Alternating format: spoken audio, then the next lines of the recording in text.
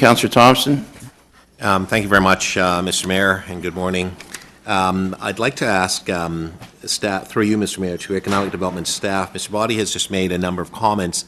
Wanted to give the General Manager of Economic Development an opportunity to respond to the points that were raised in Mr. Boddy's presentation. Through you, Mr. Mayor, Councillor, I'm not sure about the terminology that Mr. Boddy was using, but in terms of the hunting lodge, it is included as a key part, as is the chauffeur's residence, and so those are all part of the North Complex, including the potting shed and the stables and the garage. In terms of the members' participation, we see them as a key stakeholder that we will continue to work with. The new, assuming council approves this in 2 weeks, the new leasee in terms of the operation, and also we do mention the garden club and the other tenants that will all be well recognized. In my conversations with Liberty Group, they've indicated very strong commitment to the existing tenants in terms of recognizing their history and their presence there. Thank you. The issue around students and the educational component of the castle, which has been obviously featured strongly, how will that continue to be available to Toronto students and the community at large?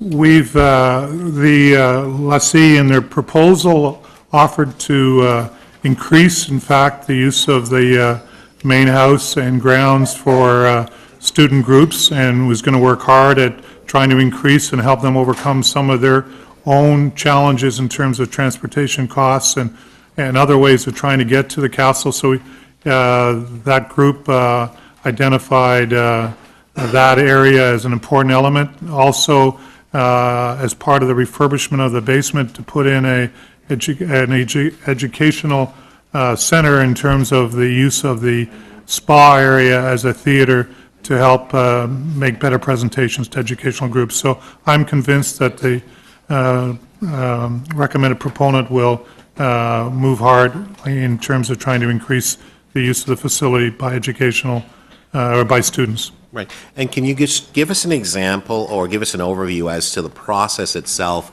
Did you engage a fairness monitor in the process? Was there a blackout, and was everything according to the process that had been laid out to arrive at the arrangements and finally to awarding the tender as such? Yes, to all of those points, Councillor. We council directed that we use a fairness consultant. We hired a company through a competitive process to assist from the start. They monitored everything through the process and were very useful in guiding us in terms of some choices we needed to make.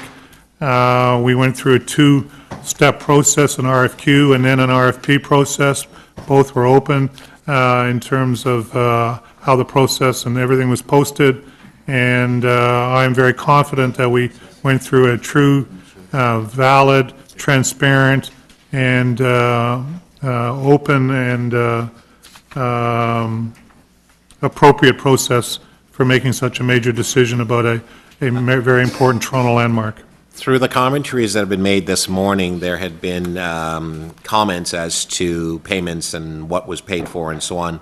Based on your professional experience, everything that was done according to all the rules, regulations, and laws and so on in order to arrive at a decision in which we are hopefully going to make a decision here today at this committee? I started in my involvement with the Casa Loma file in 2009. The relationship with the Kiwanis, the financial arrangements were kept up. I'm not sure where the basis of some of the numbers that were expressed by the first deputant were.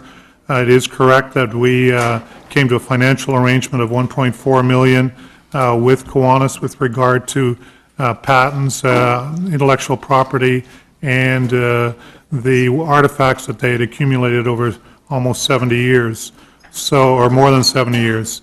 So that was those numbers. That 1.4 was arrived at through a a detailed accounting of those artifacts and those assets. With respect to, Kiwanis, as far as I'm concerned, kept their part of the commitment that they'd made in the 3 years prior to that. I cannot speak to any period before 2009. Thank you very much. Councillor Leon.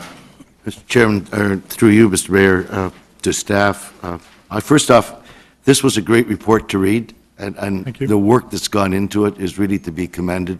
As a new person, I could get a picture as I read it. This is going to be a great tourist attraction, and I'm looking forward to that happening. Thank you. I saw one area that gave me some concern. I realize we have a very good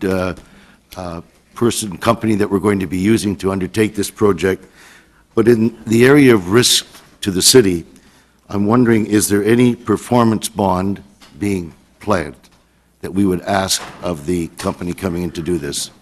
In terms of the, I have to be careful here. Some of the answer could stray into a confidential area, and we'd have to go in camera.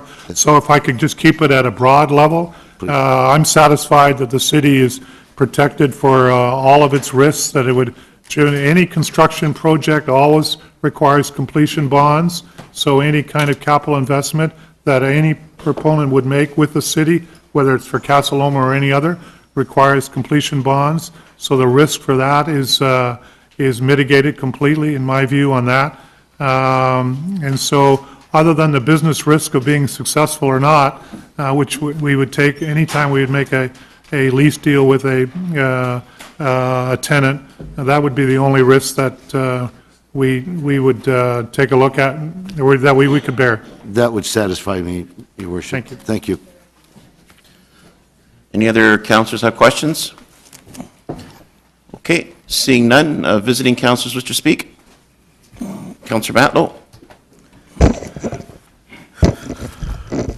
Through you, Mr. Mayor, as now not so new, but as a new councillor back in 2010-2011, I became the councillor for Casa Loma, the Casa section of the complex, along with my colleague Councillor Mihevik, who represents the rest of the campus on the other side of Austin Terrace.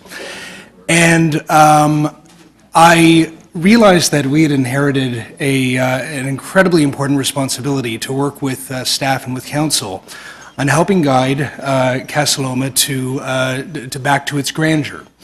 There was a long and complicated history with Kiwanis, which it became very clear that we needed to complete and move on and find a new opportunity to remedy the fact that there are roughly $20 million backlog of repairs that are needed on the castle, along with finding a reason for people to come back over and over and over again to a place that we all find incredibly special, an iconic place that you still see on postcards around the world that defines Toronto. And so you may remember that Councillor Mihevik and I brought forward a number of motions to Council, one of which was to explore the opportunity for a City of Toronto museum at the complex. And I can tell you that this opportunity today not only supports our ability to restore the castle back to its grandeur, to find ways to bring people back over and over again to this place that we'd love. But also the next phase in this process is going to be an ROEI to explore the feasibility of the City of Toronto Museum in the campus with a gateway through Casa Loma. This is, in my opinion, a wonderful opportunity that I strongly urge you all to vote for and support at its fullest. I want to commend the work of Mike Williams and Eva Piet, first of all. Their leadership on this has been remarkable. And due to the fact that I was local councillor, after I had to be settled down requesting that we explore the possibility of Casa Loma being the official residence of the local councillor, which was immediately rejected.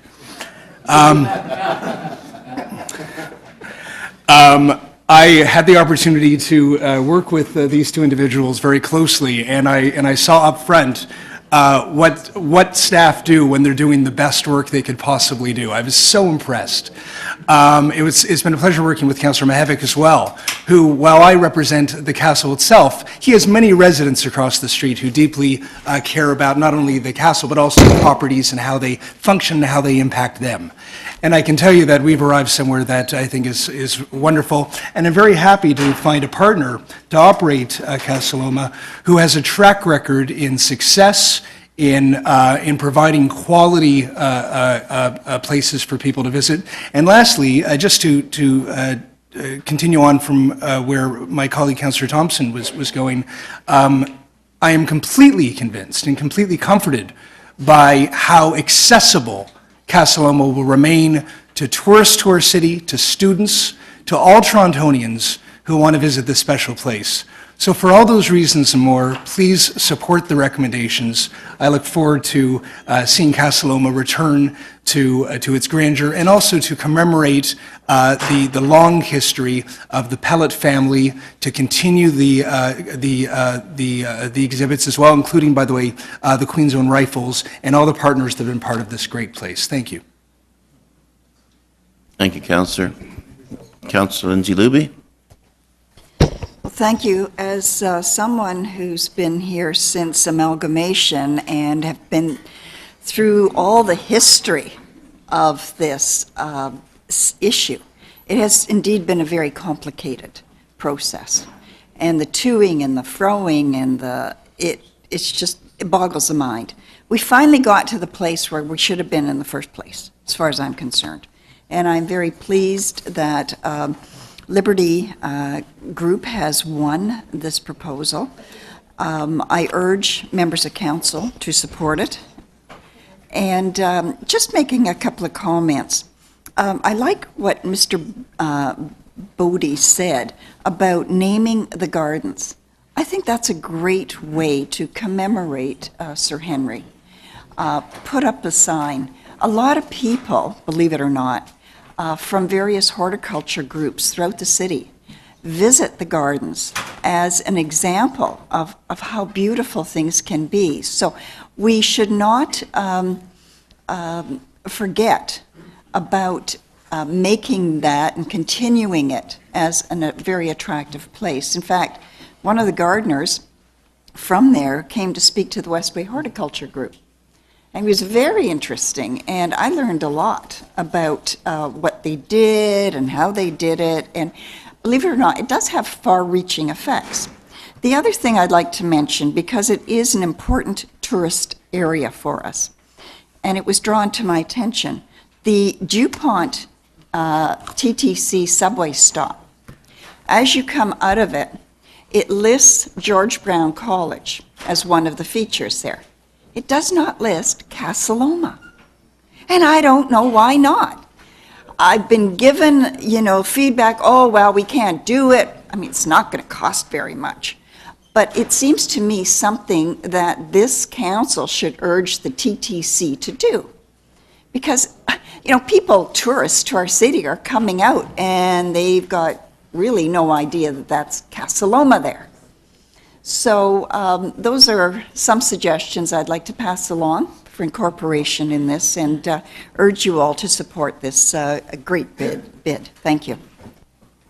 Thank you, Councillor Lindsay Luby. Any other visiting councillors wish to speak? Seeing none, bringing into committee, Councillor Thompson.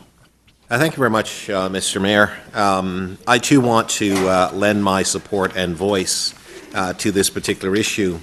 I've been around and seeing this room filled with people who are hotly contesting this issue around Casa Loma and not being able to arrive at or come to a conclusion on what should be done and going forward.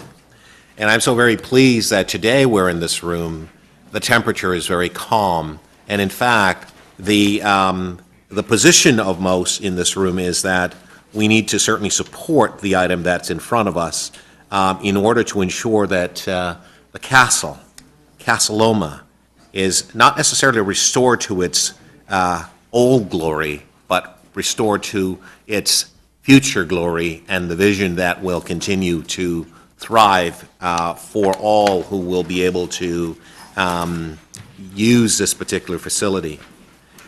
I too, Mr. Mayor, want to thank Mike Williams, Ms. Payette, and the other staff members who have been actively involved with this particular process. Mr. Williams and I have talked about this process because we wanted to ensure that it was fair and that no one would come to question the integrity of the process. And I think you've heard that the integrity of the process has not been questioned. I think it's really important to recognize the work that's gone in, the direction that came from council, and that the staff have actually followed those directions to a T. And all those companies who participated in the RFP process have felt that the process was very fair. I want to say that it's important to recognize what's happening here. The winning party is, in fact, I think has been on many people's lips that that's the party that should have been running this operation for a very long time, because they had come forward, that I've been aware of, with proposals and plan to not only, as they say, take it off the city's hands in their books, but to really rejuvenate this jewel of a facility in the city. And we would have been well ahead at this particular point in time. But nonetheless, the process didn't allow for that to happen. But what I think I'm really proud of, besides the work of the staff and the process that's taken us to this point, is the fact that this is a group, the Liberty Entertainment Group.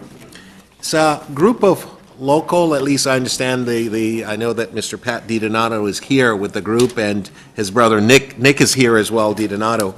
These are two Toronto fellows who have developed a business principles and an organization that is now global in terms of how you say.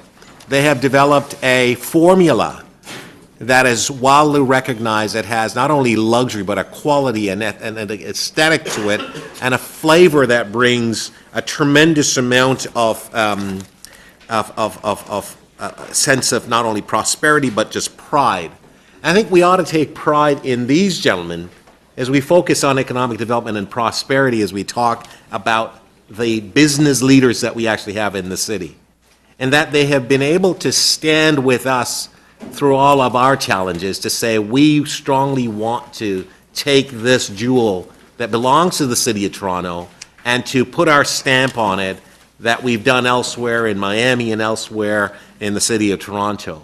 This is a brand that works. This is a brand that is now attached to Casa Loma once we approve it, of course, and I'm hoping that we will approve it, because these are homegrown, talented individuals who we've seen develop a business concept that has flourished in the city, and they've now taken it internationally, and they continue to stay at home to say, we want to continue to play our role in the world of making Toronto a great place for people to come to see and to visit.